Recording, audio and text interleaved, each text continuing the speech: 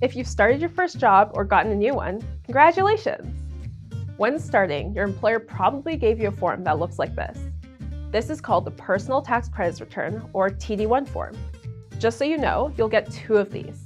You'll get a federal TD1 form and another one for the province or territory you're working in.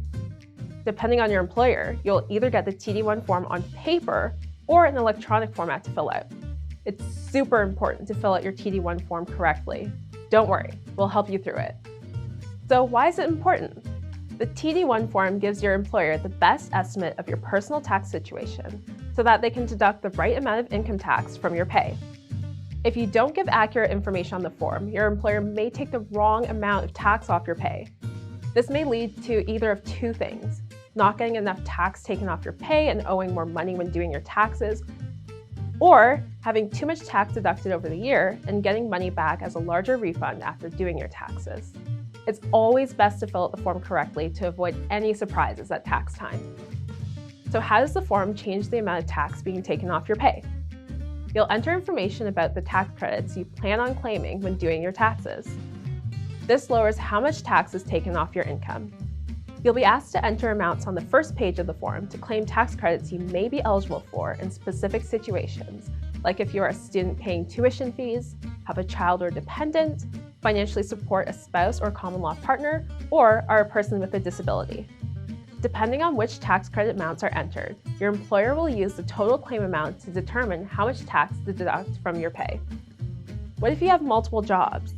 If you have multiple jobs, it's important to know that you can't claim tax credits on more than one TD1 form if you earn more than the credits you're claiming on the first page of the TD1.